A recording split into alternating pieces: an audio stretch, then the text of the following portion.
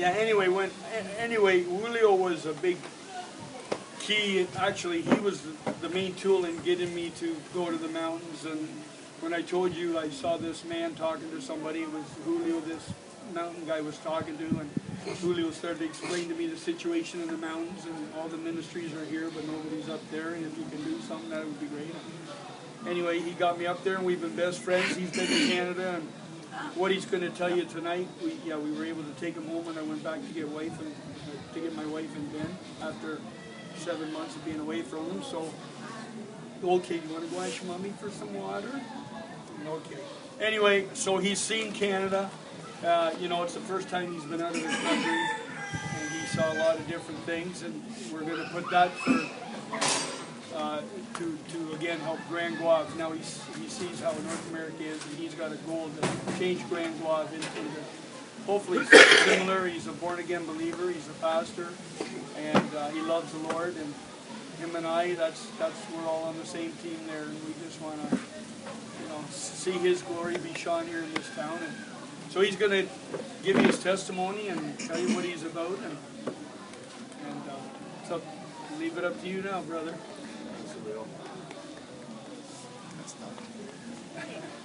Yeah. Why don't you introduce yourself and tell us a little bit about your background? Yeah. Thank you. I'd like to greet you, brothers and sisters in the Lord. First, I'd like to tell you if there's anything wrong with my English, do your best to understand me.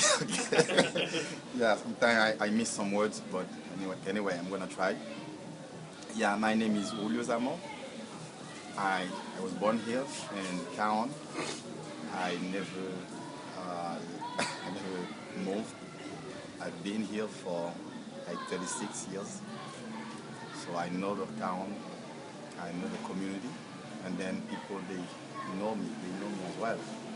So, but before that, I was born in a family, in a very poor family, and then they were not Christian.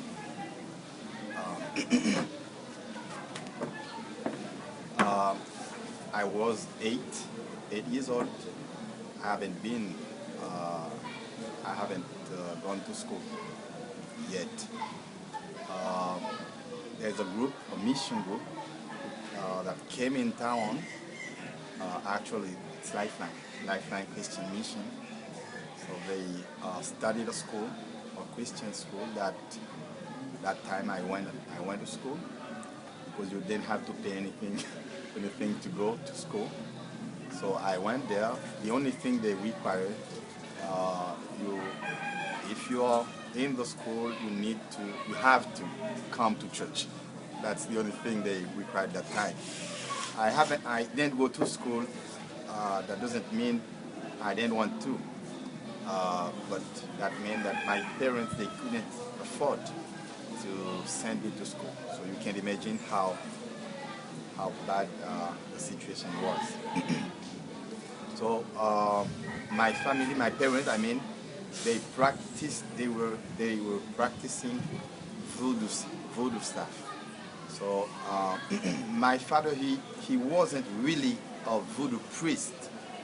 He wasn't really a witch doctor. But as every Haitian family, they have their cross. There's a small cross, a piece of stick sometime, like every fire on that.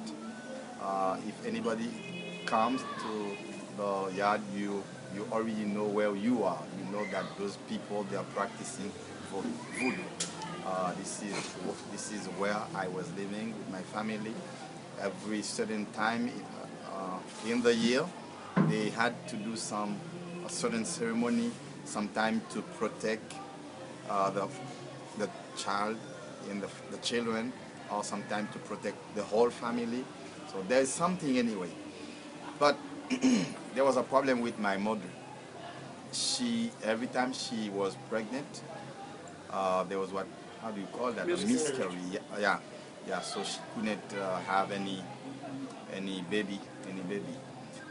So when she was pregnant, what my father told me it was me that time. So a friend advised, advised my father, if you are safe, that kid, that baby, I can take you to some place where you will, they will tell you what you have to do.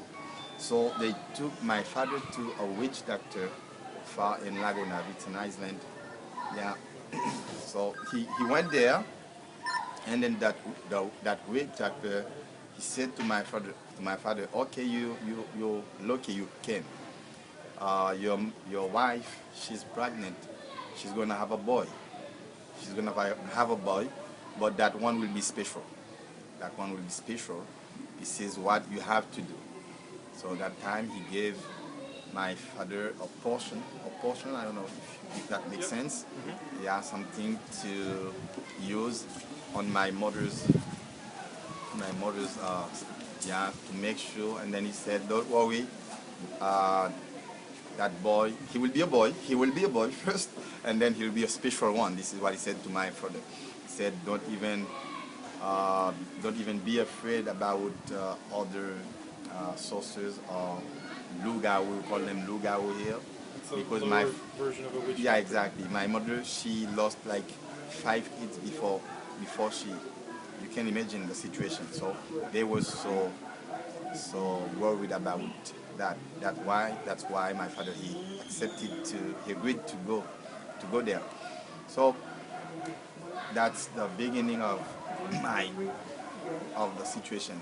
So since I was born, I've been told that they used to have a certain ceremony with me around, and then there's some other witch doctors who used to come and then to do stuff, to use me for other stuff. Sometimes I didn't even know, but when I was able to understand, I understood that I was really raised to be a witch doctor.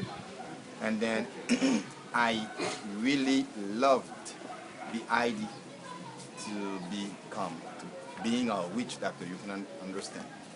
So I've been growing, I was growing up in that situation, but even I was a little boy, so there's a witch doctor. Every time the spirit came upon him, he would come to my father's, and then they already knew, my parents, they already knew.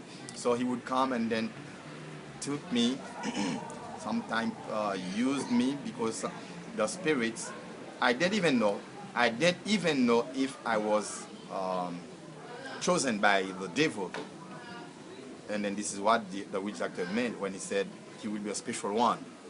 But the only thing I could understand that time, I had a desire to be a witch doctor, and then I felt that in me. I loved that. I was living as a little witch doctor.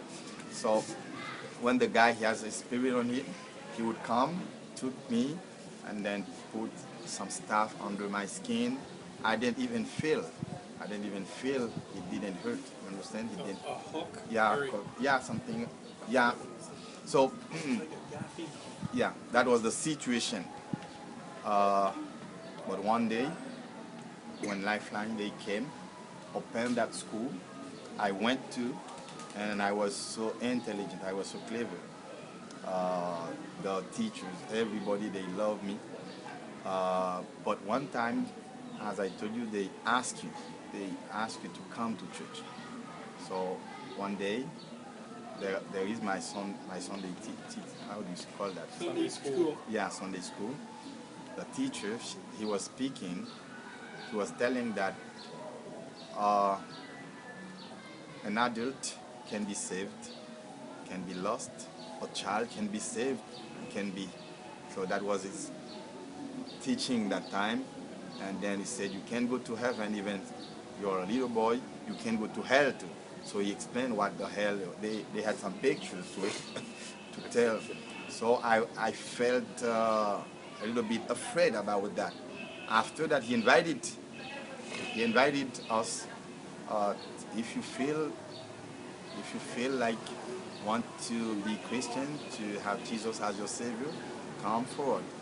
suddenly, I didn't know why I did that, but suddenly I stood up and then went forward, asked him to pray for me. My sister, my little sister, she was with me, and then both we went, and then they prayed. The teacher, he prayed for us. After that, I felt so happy. Then went back home, cried to my parents.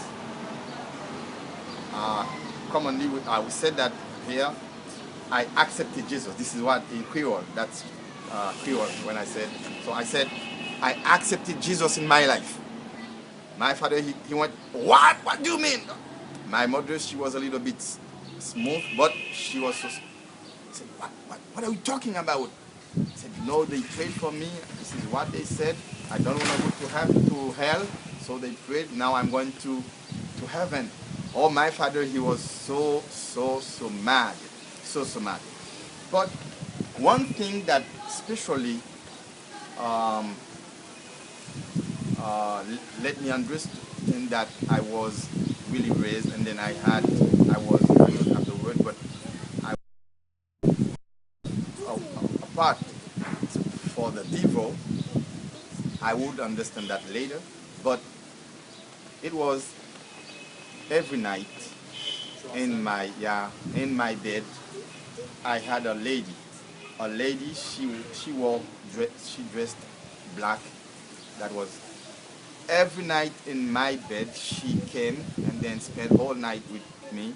We spoke. I touched her, and then we had. But I was a boy. But I had that relationship with her every night. Did anybody else see her?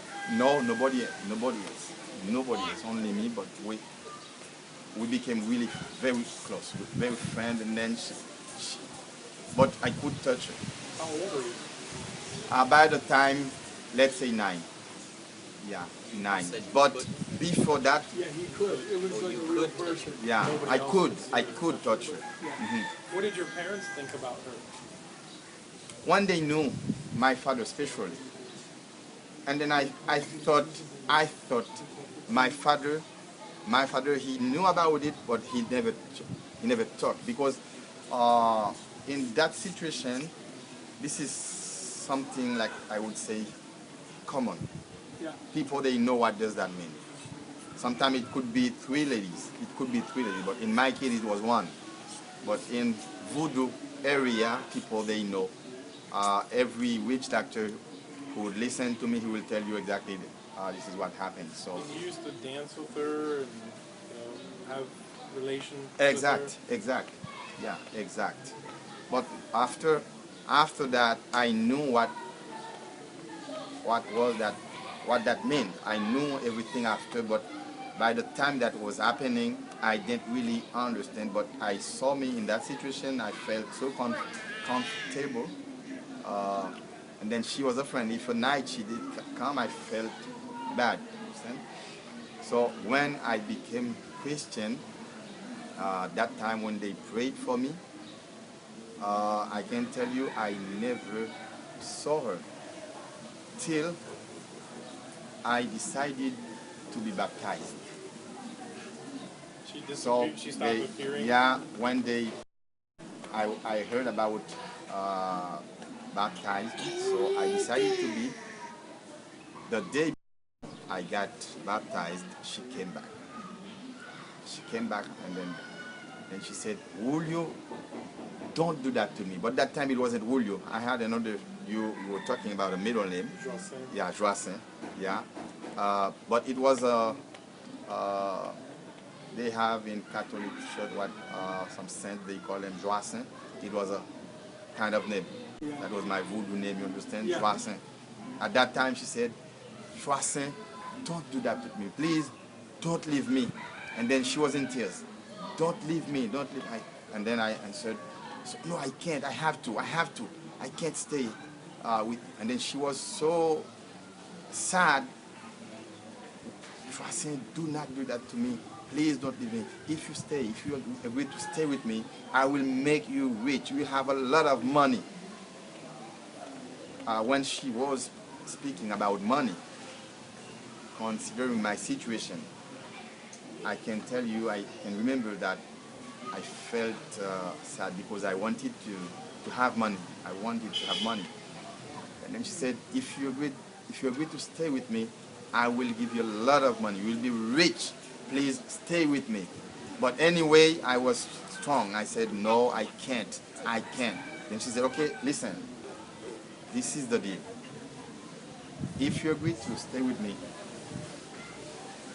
2 more morning. I can remember that. Yeah. In the morning, go early, in front of the Catholic church, there is a big tree. That's a kind of tree. Exactly, sabilia. We call it sabilia, a tree like that. Yeah. Said, go there. Yeah, there was a big one at that time. Go there under that tree. There is a stone. Under the stone, there is something. So go there, take what you see, and then you will become rich. But you will stay with me. And then she left. Was there anything different about her when she appeared this time, as opposed to the other times that she appeared? The only thing she did, as usually, let me tell you, I used to see her on my bed, in my bed. I never see her coming, or you understand? Mm-hmm. She just appeared. Yeah, she disappeared. She disappeared. But that time she wasn't in my bed. She stood and then we discussed. We were discussing. Please, don't leave me. Don't leave me. Could you touch her this time? I don't remember. I even tried, but she was like you. We were speaking, and then she said, "Wulio, please don't do that. Don't leave me. Don't." So she said, "Tomorrow morning, go early. See that tree. Under that tree, there's a stone. Under the stone, there's something. Take it, and then you will become rich. But you will stay with me." Then she disappeared. So I can tell you, the rest of the night I couldn't sleep. I couldn't sleep. I was up. In the morning, I was thinking about to become rich, but I didn't tell anything to my parents because I knew if I did, I thought they would force me to. And then that time, that was the worst day for me in my life because there is that idea that said, no, don't go, don't even think about it. Another idea, are you gonna choose to be poor for the rest of your life? Those ideas came to my mind, and then that really bothered me. Sometimes I was in tears because I was thinking, if I'm not going, I will be staying poor forever. That was so when it was like maybe 6 in the afternoon. I felt so bad because I knew that I chose to stay poor for the rest of my life. But anyway, I didn't go. I did. I don't know why. I don't know why, but I didn't feel that joy anymore. That joy I used to have for certain body. I didn't because I kept thinking about that. But anyway, the Lord, I didn't know. That's why I understand when the apostle said, he chose me, not me. I didn't choose him, but he chose me. You understand? Yeah. Because I can tell you, for my own, I would take the money because we were so poor. We lived in extreme poverty. But anyway, listen, my brothers and sisters. The Lord, even my father, my parents, they didn't have money, but the Lord, He led me. He led me. I kept witnessing to them. There was a bottle in the house, so they used. When I told you, they could never use it on us. I mean my sister too. So we keep going to church. I was becoming even small, even a little boy. People already saw in me, and then they even called me pastor. When I was a boy, they called me pastor because they already saw in me a pastor. So I kept going to school, church, talked to my parents about Jesus. One day, keep inviting them to church. One day, my mother, she said, I'm going with you. And then we were so happy, my sister and I, we were so happy. She went with us to church. After the sermon, they were inviting people to come. I was so surprised to see my mother. I couldn't understand that. And then she went, she got saved. She got saved. We came back home announcing that to my father. Oh, he became so mad. He was even ready to hit my mother. But we keep talking to him. Another day, he agreed to have the pastor come to the house. The pastor, he came. That was a good thing. The pastor came. The first time my father agreed to listen to him, agreed to go to the church, and then my father, he became a Christian too. So that was the big victory. My mother, I don't know, she died. She died. I hope to see her one day. But she was a faithful woman. I never see people like her. She was so faithful. She was a Christian. She was strong in faith. So she died. She was really, really, really a nice lady.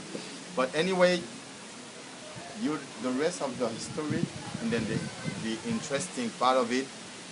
Even my parents, they didn't have any money to afford my school, but I graduated from primary school. There was a pastor, I didn't even know him. His name is Pastor Francois. One time, he came, he didn't even know me.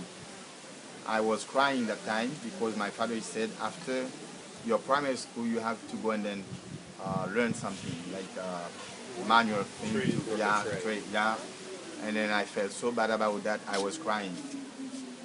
And then that pastor, he came, and then, what's wrong to you, youngster? And then I explained to him, I want to go to school, but my parents, they can't afford to. He said, don't even worry.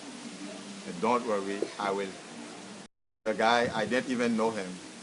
And then he paid the rest of my secondary school.